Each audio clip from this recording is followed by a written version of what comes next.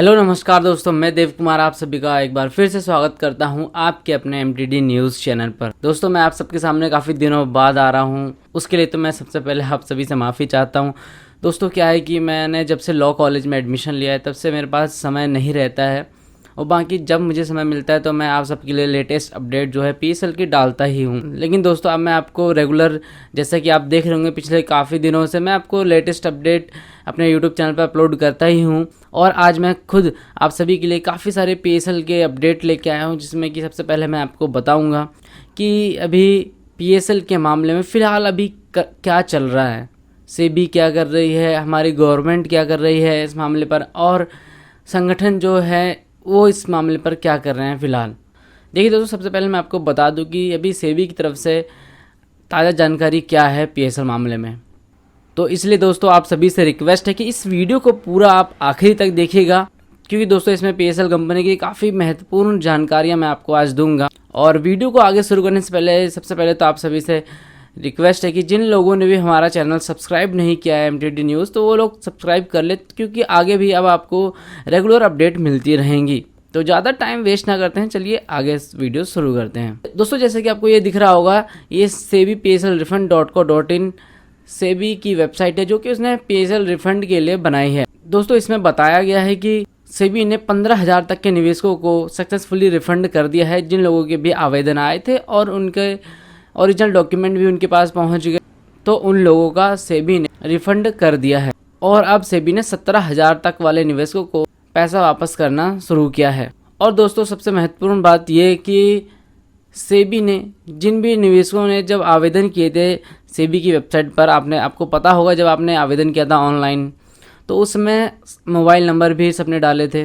तो अभी फ़िलहाल क्या है कि काफ़ी लोगों को मोबाइल नंबर में दिक्कत आ रही थी, कुछ जो भी प्रॉब्लम हो, तो सेबी ने अभी उसका ये उपाय निकाला है कि आप लोग अब अपने मोबाइल नंबर में अगर कोई दिक्कत है तो वो आप चेंज कर सकते हो। क्योंकि दोस्तों काफ़ी निवेशकों की ये प्रॉब्लम है कि सेबी की तरफ से उनके पास मैसेज नहीं आ रहा है, एसएमएस नहीं आ रहा है। क्योंकि क्या है कि दोस्तों सेबी अब जो है पीएसएल के निवेशकों को एसएमएस के थ्रू अपडेट करती है। अगर उनका मान लो पीएसएल का ओरिजिनल सर्टिफिकेट चाहिए होगा तो सेबी निवेशक को एक एसएमएस के द्वारा बताती है। लेकिन दोस्तों अगर किसी वजह से अगर आपके पास एसएमएस नहीं आ रहा हो और आपका अपना मोबाइल नंबर अपडेट करना हो उसमें, तो अब आप इसी वेबसाइट पर जाकर अपना मोबाइल नंबर अपडेट कर सकते हैं। और दोस्तों अगर आपको मोबाइल नंबर अपडेट करना नहीं आ रहा है इसमें कि कैसे करें, तो आप जब देखिए यहाँ पे एक डाउनलोड्स का ऑप्शन है, उस पर आप जब क्लिक करेंगे तो उसमें एक ऐसा ऑप्शन आएगा steps for mobile number updation. और यहाँ पे जब आप क्लिक करेंगे तो आपको इसमें पूरी जानकारी दी गई होगी कि आपको कैसे मोबाइल नंबर अपडेट करना है। तो ये काम आप ज़रूर कर ले अगर आपका मोबाइल नंबर आपको अपडेट करने की ज़रूरत है तो। अब चलते हैं दूसरे अपडेट की ओर। दोस्तों दूसरी अपडेट के बारे में बात करते हैं, वो है संगठन की तरफ से। दोस्तों आजकल आप देखते होंगे हमारे यूट्यूब चैनल पर भी मदन लाल आज़ाद जी को सुनते होंगे बराबर, जिन्होंने कि एक नया संगठन बनाया है और उसको इतना आगे तक ले गए हैं। और दोस्तों उनके संगठन की वजह से अब निवेशकों का पैसा मिलना काफ़ी आसान हो गया है। और उन्होंने अभी हाल ही में दिल्ली में एक प्रोटेस्ट किया था, जिसकी वजह से उनके ऊपर पुलिस कंप्लेन भी हो गई है। भी आप सभी निवेशकों से निवेदन करूँगा कि आप मदन लाल जी को पूरा अपनी तरह से सहयोग करें, सपोर्ट करें, क्योंकि दोस्तों उन्होंने काफ़ी राज्यों में, काफ़ी शहरों में बट्स एक्ट के तहत काफ़ी सारे ज़िलों में ऑफिस खुलवाने की मांग की, और काफ़ी जगह वो सक्सेसफुल भी रहे, जहाँ पे दोस्तों आप अपने आवेदन कर सकते हैं, कंप्लेन कर सकते हैं। प्रॉपर निवेशकों के लिए एक अलग से स्टाफ को बैठाया जाएगा और वो आपके सभी आवेदन स्वीकार करेंगे, जो कि दोस्तों काफ़ी अच्छी बात है अगर ऐसा हो जाए तो, और काफ़ी राज्यों में हो भी चुके हैं। तो आज के इस वीडियो संदेश में मैं कुछ चीज़ें आपको बताना चाहता हूं दोस्तों, और कुछ खबरें भी बताऊंगा। लेकिन पहले ये बात बता दूं आपको, हमारे साथियों को क्या करना है जो ठगी पीड़ित जमाकर्ता परिवार और all India bike board taxi union से जुड़े हुए हैं। दोस्तों हमें सभी दलों से समान दूरी बनाकर रखनी है, मतदान का बहिष्कार करना है, पहले भुगतान फिर मतदान के नारे को बुलंद करना है, इस पर अमल करना है। जब तक भुगतान नहीं हो जाता तब तक हम मतदान नहीं करेंगे। ठग बेईमानों भारत छोड़ो, ये नारा बुलंद करना है, जगह जगह लिखवाना है इसको। और सबसे महत्वपूर्ण काम एक करना है कि अपने जिला कलेक्टर को, अपने प्रधानमंत्री को, अपने मुख्यमंत्री को भुगतान का आवेदन जरूर भेजना है व्हाट्सएप 2019 के तहत। और अगर आप इतना सा काम कर लोगे दोस्तों तो निश्चित रूप से आपका भुगतान वर्ष 2023 में हो जाएगा, इस बात की गारंटी है। इसलिए ये काम आपको करने हैं अगर आप अपना भुगतान चाहते हो, राष्ट्र को ठगमुक्त बेईमान रहित राष्ट्र राज्य के रूप में स्थापित करना चाहते हो। एक बात तय है दोस्तों, इसमें कोई परिवर्तन नहीं होना है, कुछ भी हो जाए चाहे देख लेना, इस बात में लेकिन कोई परिवर्तन नहीं होगा। आपकी जो जागरूकता, आपकी जो सामूहिकता, आपका संघर्ष जो दिन दूनी रात चौगुनी तरक्की से बढ़ रहा है, तरक्की कर रहा है, इसके एक परिणाम निकलना है कि आपका भुगतान होगा, निश्चित रूप से आप सबका भुगतान होगा। नरेंद्र मोदी जी कर दें या कोई और कर दे, आपका भुगतान करना होगा। और जो आपका भुगतान नहीं करेगा उससे सत्ता त्यागनी होगी, छोड़नी होगी, वो सत्ता में नहीं रह सकता, ये तय है, निश्चित है। क्योंकि आप 42 करोड़ हैं और 42 करोड़ की पीड़ा को जो भी व्यक्ति नज़रअंदाज करेगा, छल से, धोखे से, कैसे भी, उसका अस्तित्व नष्ट होना ही है दोस्तों, इसमें किसी को कोई संदेह नहीं करना चाहिए। मैं हमेशा कहता हूं कि सत्य और सत्ता की शत्रुता सदियों पुरानी है, ऐतिहासिक है। आज भी अगर कोई व्यक्ति सत्य के मार्ग पर चलेगा तो सत्ता उसको आतंकवादियों से ज़्यादा बड़ा दुश्मन अपना मान लेती है। क्योंकि आतंकवादियों से तो उनको पैसे भी मिल जाते हैं, वोट भी मिल जाते हैं, आतंकवाद की आड़ में उनको करप्शन करने का मौका मिल जाता है। इसलिए सत्ता में बैठे हुए ज़्यादातर लोगों को आतंकवादी, ठग और अपराधी बहुत प्रिय होते हैं। लेकिन जो सत्य के मार्ग पर चलते हैं, नागरिक हों, कवि हों, खासतौर से गैर राजनीतिक लोग, वो सत्ता को देश के नहीं अपने सबसे बड़े दुश्मन दिखते हैं। उनको लगता है कि अगर इनको नियंत्रित नहीं किया गया, इनको दबाया नहीं गया, इनको डेमोरलाइज नहीं किया गया तो ये हमारी बेईमान सत्ता के लिए नासूर बन जाएंगे, हमारी सत्ता को उखाड़ कर फेंक देंगे। ये हर सत्ताधारी के मन में रहता है, वो इस सत्य को जानता है। इसलिए सत्ता में बैठे हुए लोग सत्याग्रही लोगों से डरते हैं। और जो बिक जाते हैं दोस्तों, कहते हैं कि बिका हुआ बुद्धिजीवी राष्ट्र के लिए खतरनाक होता है, तो ईमानदार बुद्धिजीवी सत्ता के लिए बहुत ज़्यादा खतरनाक होता है। हमारे जो संगठन के साथी हैं, ठगी पीढ़ी जमाकर्ता परिवार के, वो वास्तविक सत्याग्रही हैं। मैं स्वयं वास्तविक सत्याग्रही हूँ। इसलिए सत्ता में बैठा हुआ प्रत्येक व्यक्ति हमें अपना दुश्मन मानता है और राष्ट्र के दुश्मन हमें अपना दुश्मन मानते हुए तरह तरह के छल और षड्यंत्र कर रहे हैं। इसी छल और षड्यंत्र के तहत ये जो मुकदमा हमारे खिलाफ दिल्ली पुलिस की स्पेशल सेल ने दर्ज किया है, फर्जी मुकदमा, एकदम फेक मुकदमा, जिसका कोई अस्तित्व नहीं है। हिंदुस्तान के आज़ादी के इतिहास में आज तक कभी ऐसा नहीं हुआ कि प्रधानमंत्री के सचिव ने स्वयं कोई मुकदमा किसी व्यक्ति के खिलाफ करवाया हो। लेकिन ये आपने इतिहास बना दिया कि आपके खिलाफ मुकदमा दर्ज करने के लिए प्रधानमंत्री के सचिव को कंप्लेनेंट बनना पड़ा, FIR करानी पड़ी खुद, कि साहब प्रधानमंत्री के नाम का, उनके कार्यालय के नाम का दुरुपयोग करके जनता से मदन लाल आज़ाद धन वसूल रहे हैं, धन ले रहे हैं देश के फाइनेंशियल फ्रॉड का शिकार हुए विक्टिम से। दोस्तों, हमने प्रधानमंत्री के नाम पर किसी से धन नहीं लिया। हमारा वैधानिक संगठन है, रजिस्टर्ड संगठन है, और ना भी हो, वैधानिक ना भी हो तो उससे कोई फर्क नहीं पड़ता। हम राष्ट्र के और जनता के लिए लड़ रहे हैं, देश के शोषित, पीड़ित, वंचित समुदाय के लिए लड़ाई कर रहे हैं।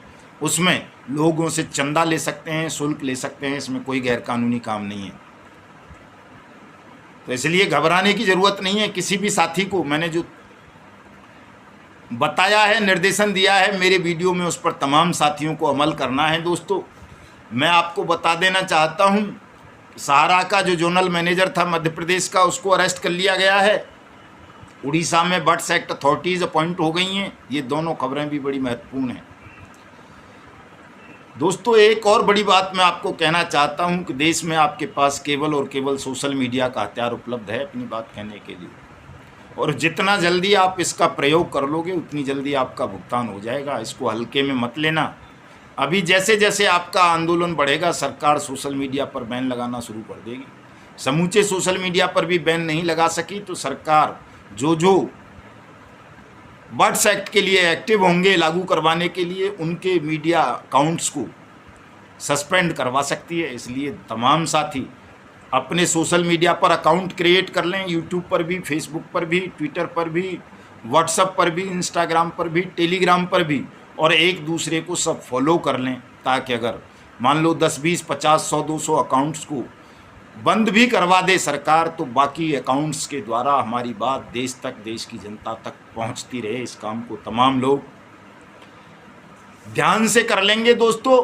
और आज के इस वीडियो संदेश में अब मैं आता हूं माननीय प्रधानमंत्री नरेंद्र मोदी की वो चीज़ें दिखाने पर आपको कि किस तरह से ठगों ने प्रधानमंत्री के वीडियोस का, फोटोग्राफ्स का इस्तेमाल करके देश के 42 करोड़ लोगों के साथ ठगी की, 2 लाख से ज़्यादा सैनिकों के साथ ठगी की, पूरे देश को ठग लिया, लूट लिया, खोखला कर दिया, तबाह कर दिया, जिसके कारण 5 लाख से ज़्यादा लोगों ने आत्महत्या की, 1250 सैनिकों ने आत्महत्या की। लेकिन प्रधानमंत्री का दिल नहीं पसीजा। प्रधानमंत्री ने या उनके सचिव ने एक भी ठग कंपनी या ठग क्रेडिट कोऑपरेटिव सोसाइटी के खिलाफ मुकदमा दर्ज नहीं कराया कि उन्होंने प्रधानमंत्री के नाम का कैसे दुरुपयोग करके देश की जनता को ठगा। ये सुनिए दोस्तों, ये देखिए, ये धौलेरा ग्रीन सिटी प्रोजेक्ट का वीडियो है।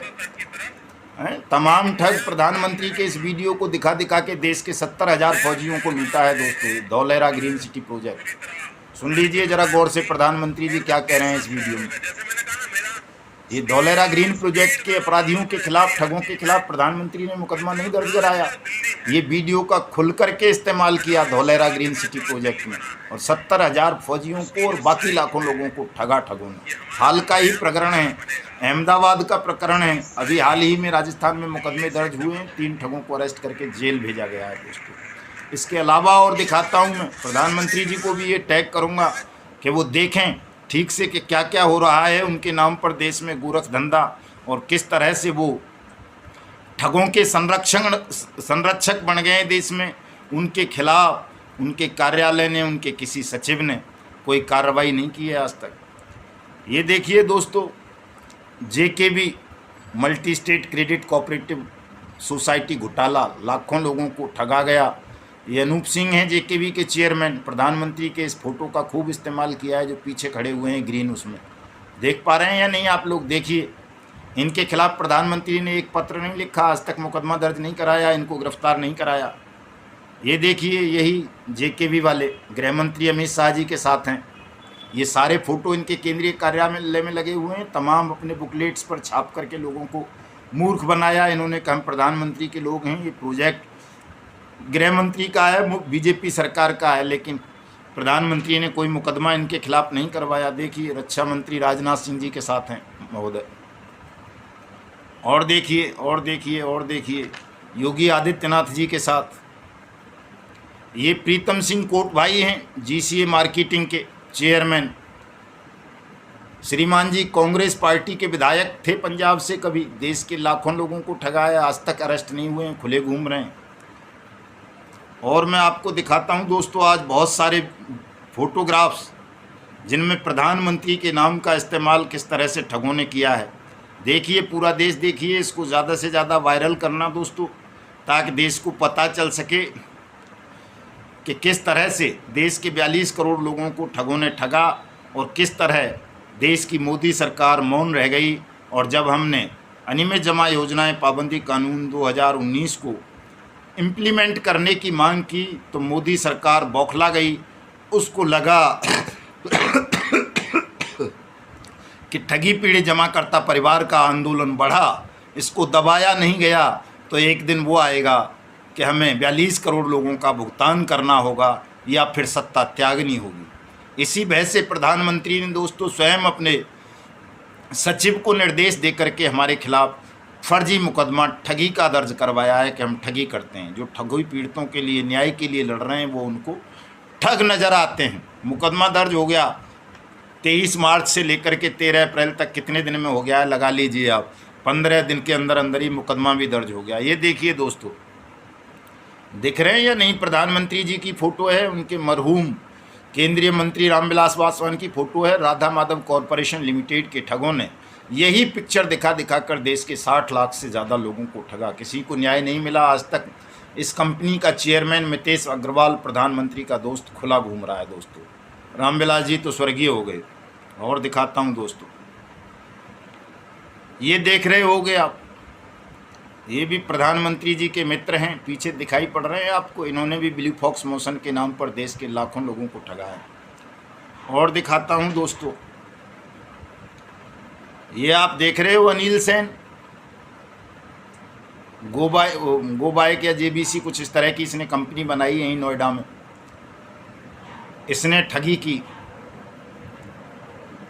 और देखिए देश के सबसे बड़े महाठग सुब्रत राय सहारा का ये पोस्टर फोटो तमाम देश के अखबारों में छपा, टीवी पर चला। प्रधानमंत्री जी, गृह मंत्री जी दोनों हैं भारत माता के चित्र के साथ। 13 करोड़ लोगों की ज़िंदगी दबा कर दी, 13 करोड़ लोगों को ठग लिया इस सुब्रत राय सहारा ने। प्रधानमंत्री ने इनके खिलाफ एक एफआईआर दर्ज नहीं कराई, पैरोल पे चल रहा है 2016 से। प्रधानमंत्री जी ने सबसे पहले इसी को पैरोल दे दी थी। प्रधानमंत्री जी का मित्र है, सबको पता है, ऑन रिकॉर्ड मित्र है। आज तक उसको जेल नहीं भेजा, केवल खोखली घोषणा कर देते हैं। सुप्रीम कोर्ट पर भी उल दबाव बना करके एक हवाई बना दी कि हम दे रहे हैं तमाम लोगों का पैसा, लेकिन सरकारी स्तर पर आज तक उसकी एक अधिसूचना जारी प्रधानमंत्री जी नहीं कर सके हैं दोस्तों। ये देखना दोस्तों, प्रधानमंत्री जी हैं कोई और हैं। आदर्श क्रेडिट कोऑपरेटिव सोसाइटी का उद्घाटन करने पहुंचे हैं मुकेश मोदी और राहुल मोदी के साथ। इसके खिलाफ प्रधानमंत्री जी ने कोई मुकदमा दर्ज नहीं करवाया, जिसने देश के 21 लाख रिटायर्ड पेंशनर्स को ठग लिया। कितने ही बुजुर्गों ने आत्महत्या कर ली। ये देखिए प्रधानमंत्री जी हैं कोई और हैं दोस्तों। ये देखिए फ्रीडम मोबाइल वाला सबसे पहला घोटाला, जब प्रधानमंत्री जी ने शपथ ली थी देश का प्रधानमंत्री बनने की। देश के कई करोड़ लोगों को 250 रुपये में मोबाइल देने का वायदा करके प्रधानमंत्री का पोस्टर छाप के इसने कई करोड़ लोगों को ठगा। आज तक प्रधानमंत्री ने मुंह नहीं खोला, न प्रधानमंत्री ने कोई एफआईआर दर्ज कराई। ये तमाम फ़ोटो मेरी फेसबुक आईडी पर भी हैं, मैंने लगा रखे हैं दोस्तों।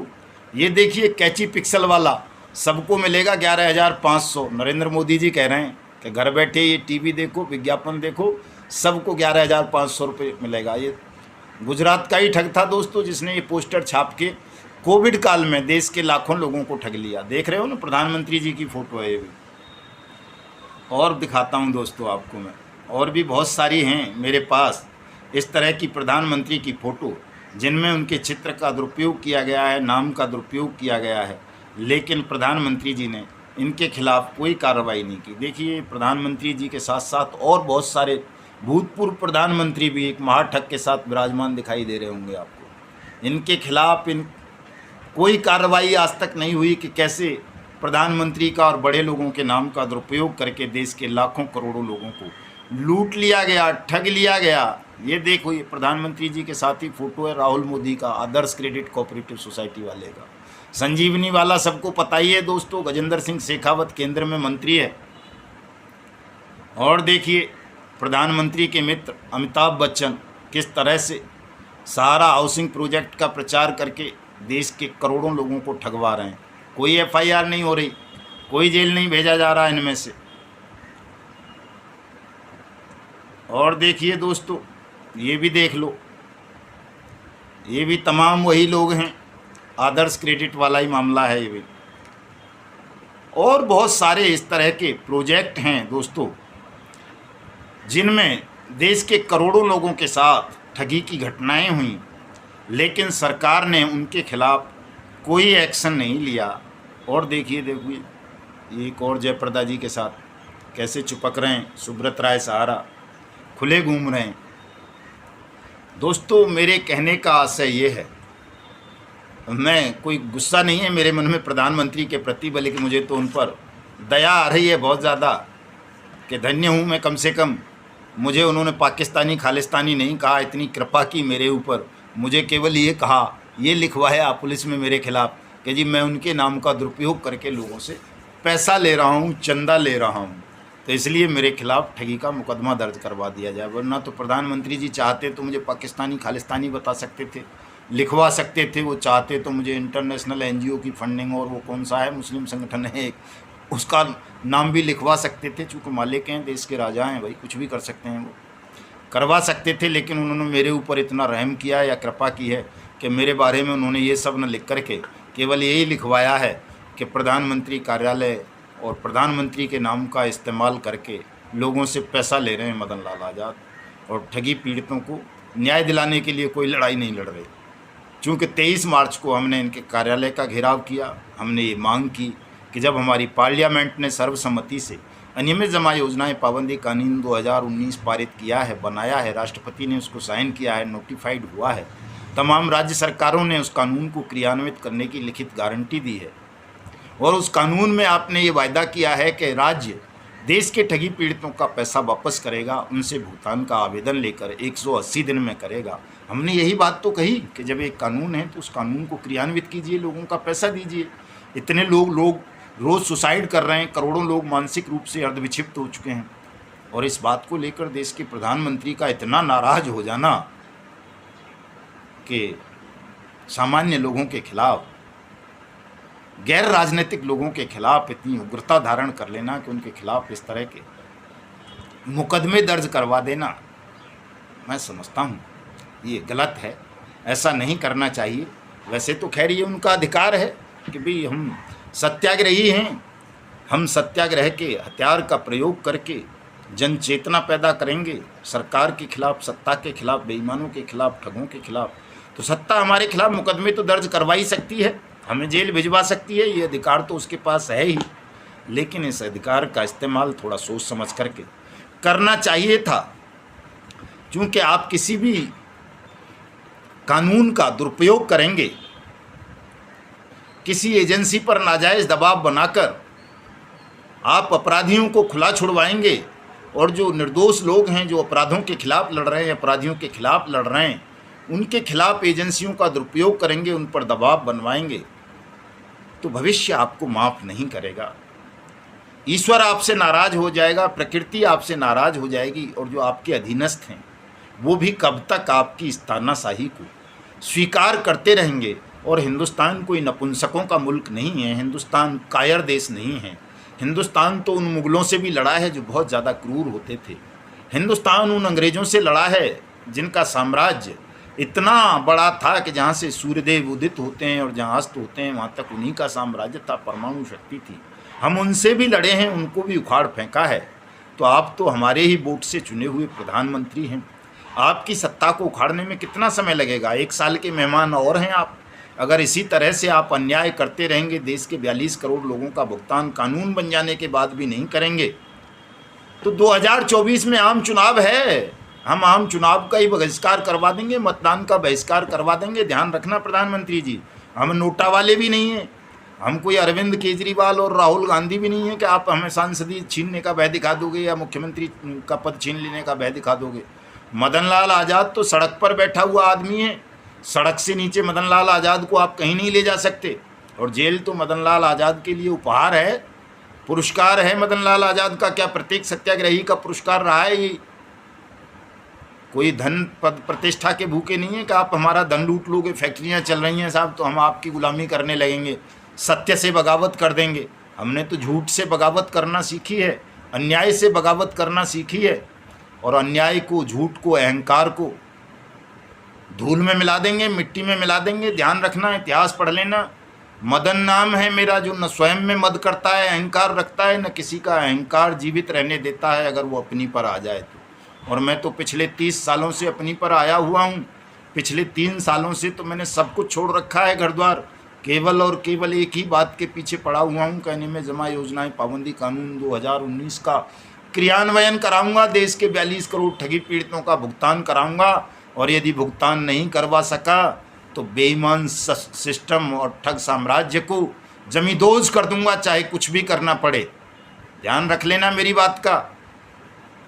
ये अहंकार नहीं है मेरा, ये क्रोध नहीं है, सत्याग्रह है ये। और सत्याग्रह में क्रोध के लिए, अहंकार के लिए कोई स्थान नहीं होता, केवल सत्य के लिए स्थान होता है। मैं भविष्य दिखा रहा हूँ, यही सत्य है कि यदि 42 करोड़ ठगी पीड़ित जमाकर्ता परिवारों का भुगतान नहीं हुआ तो कोई भी सत्ता इस देश में रह नहीं पाएगी, कोई भी शासन कर नहीं पाएगा, ये निश्चित है।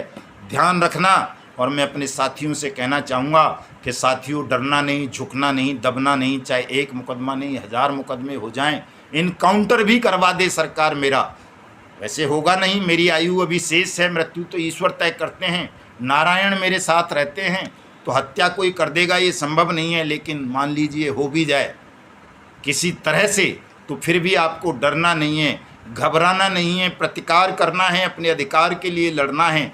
और जब तक 42 करोड़ ठगी पीड़ित जमाकर्ता परिवारों का भुगतान न हो जाए तब तक अपनी आवाज़ को उठाते रहना है, मतदान का बहिष्कार करना है, इस देश के पूरे ठग साम्राज्य और बेईमान सिस्टम का अस्तित्व नष्ट कर देना है दोस्तों।